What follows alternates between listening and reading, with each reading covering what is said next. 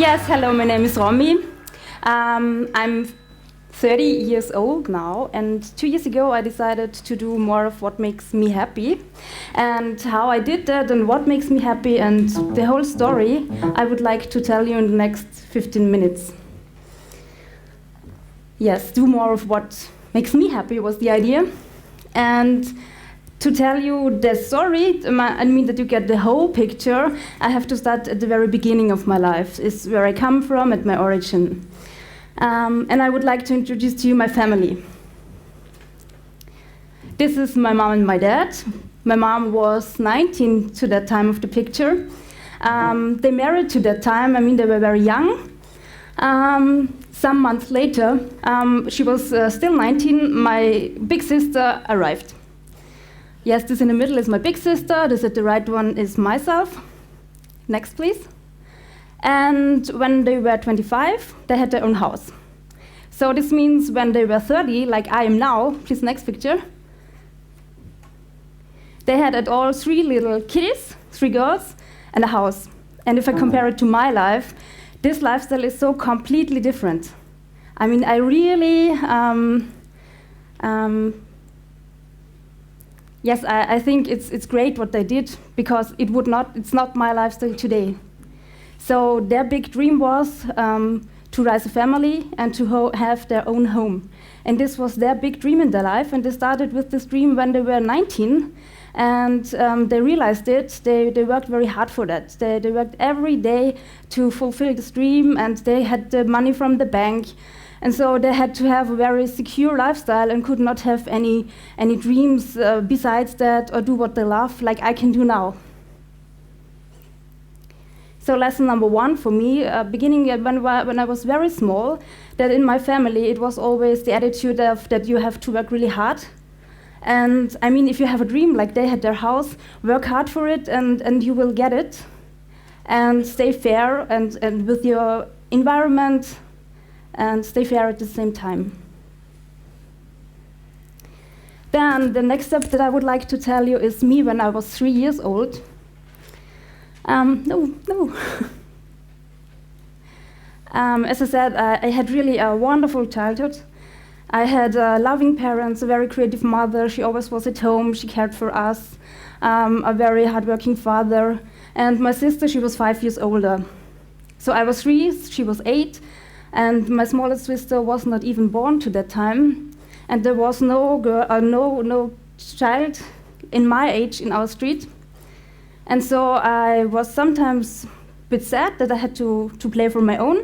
And then my brain had this idea, and my brain created my playmate. This is my playmate. That's how she looked. That's Irmi. She is. She looks exactly like the little girl in my sister's storybook, but my name for her was Caroline. And she went through my life when I was from the age when I was 2 until 4, because then I went to the kindergarten and she disappeared. And the lesson that I would like to tell you is create your own.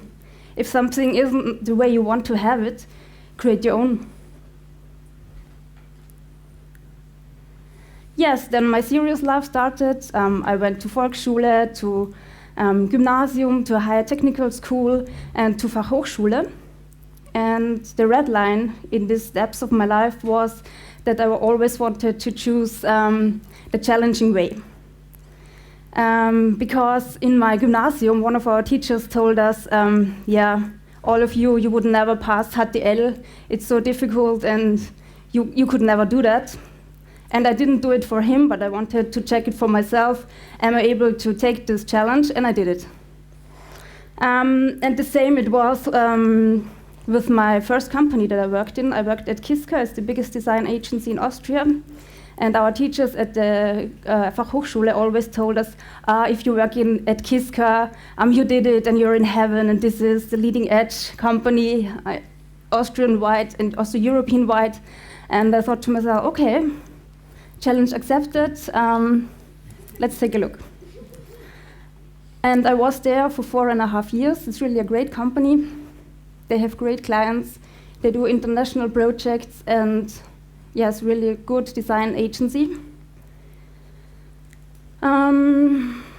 This is a picture of a ideation phase. We did different kinds of products, from transportation design to product design to communication design. And I was part of the design strategy department. This department was very new at this stage of the company. This means that you research very deeply what are the requirements for a product, and you do international research. For example, like this picture, you go to the USA. This was a client which we did medical products for, and you ask the users what are the real requirements, you observe them, and you find out what are the success factors for a product. So lesson number 3 was, yes, I love challenges. It's really a great feeling if you have challenges and you reach your goals. This is great. But then there was a chapter in my life which was really hard for me, because I thought that I knew what are the ingredients for success. I mean, work hard, be fair, love challenges, and create your own solutions to problems. But at some stage of my life, it somehow didn't work anymore. And I asked myself, what is the problem? I mean, I do everything that I should. My clients are happy, and nevertheless, it has no impact on my environment and on my development. This phase took me 1 year. It was really not easy. I asked myself, am I not good enough? Is my person good enough to take the next step of development? And then I found out, 1 year later, I found out that, okay, being open and creative and very critical is cool up to a certain level on a management scale. But if you reach this goal, I mean, everybody wants to have such persons in the boat. But if you want to reach the next management level, you should think about if you really question the fact that if your boss says, this jacket is red, and you say, no, it's blue. And I'm not a person who says then, okay, this jacket is red, and I see it like that, and I think like that, and I talk like that. I can't tell anybody this jacket is red. And from this point on, so 1 year later, I realized that it's not my problem, or it's their problem. And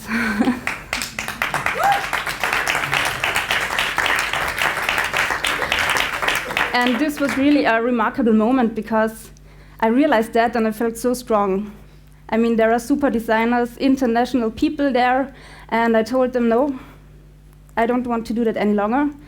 I quit my job, and I want to have a management style and a leading style which allows me to say that this jacket is blue. I mean, it's not always that obvious, but imagine you're blind and you cannot see which color this jacket has, and you have to believe it. And I couldn't believe it any longer. So I quit my job. Yes, it was so easy. I mean, no, okay, I quit my job, you can do your own stuff, and I do my own stuff now. Yeah, so the lesson was I stay by myself. I felt so strong and I had so much energy because I didn't change. I wanted to stay my own personality and have my own opinions, and if it doesn't work, then okay, then I'm leaving.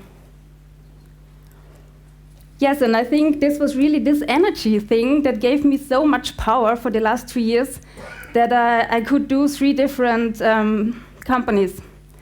I started with company number 1. It was more of an experiment. It's Mommy Happy Hats. It's a brand or a company.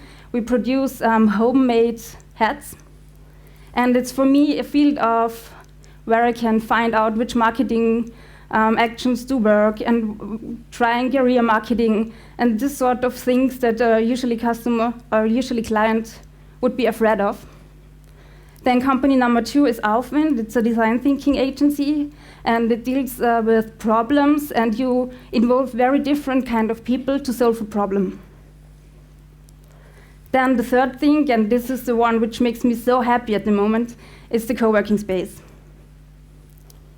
I will have a few more words later about that. And as I did that in the last 2 years, some new options arrived. They asked me at the Fachhochschule if I wanted to teach there, and they asked me if I want to be the director of the new design forum in Salzburg.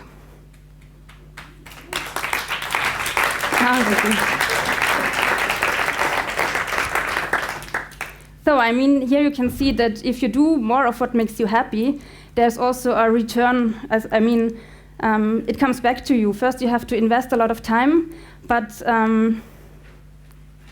it works.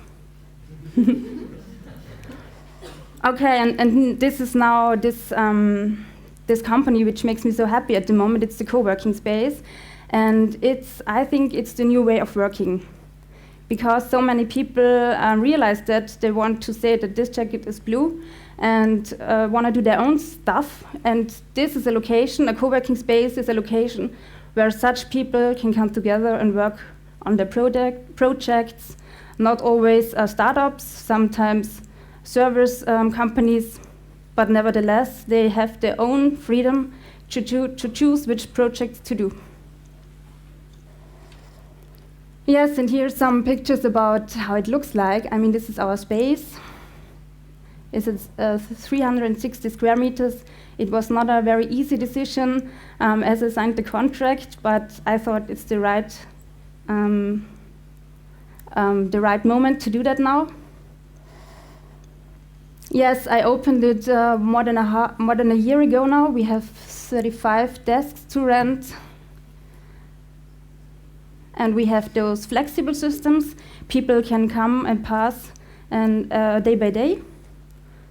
And we have this fixed system where people decided that they want to come every day. We also have startups. I mean, they have their own offices there, but they're still part of the co-working environment. Meeting rooms, a beautiful garden, a beach volleyball court. I mean, it's just perfect if you want to work on your dreams. The other very important ingredient of a co-working space are the people.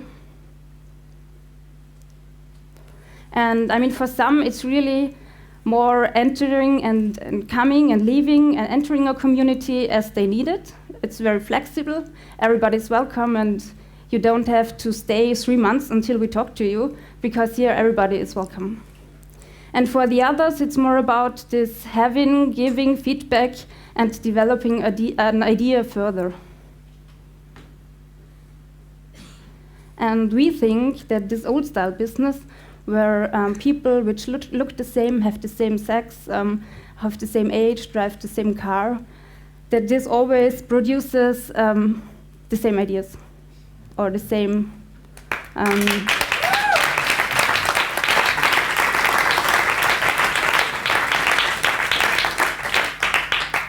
ideas or decisions. And so we are more the very different thing, because we are very different age. We have people from 17 to 60. Some people always think their co-working space is only for young people, but that's not true.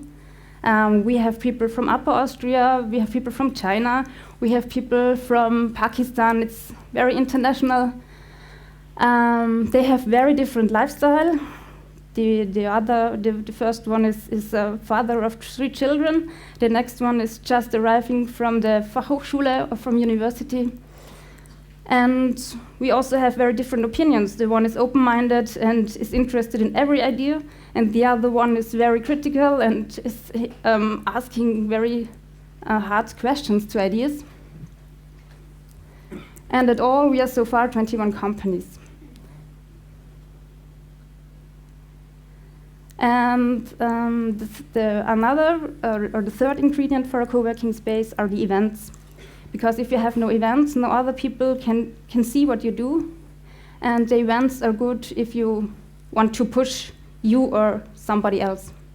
And so we did 63 events in the first 10 months. I was kind of an event manager at this moment. Yes, it's about pushing each other. And format which works very well is food for feedback.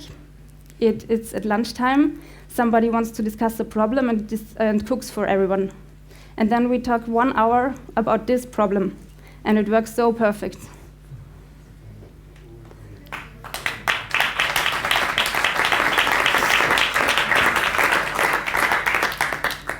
Yes, and the very, what makes me so happy at the moment is that people get inspired by this room and they want to add something. They know that they can do something, like for example, Franz. I told him that this is our philosophy, and he said us, okay, let's do a wall painting, and he did it. Or Armin, he knows that I'm not very familiar with patching and cables and IT stuff, so that's how I did it, and then he came up and made a good solution.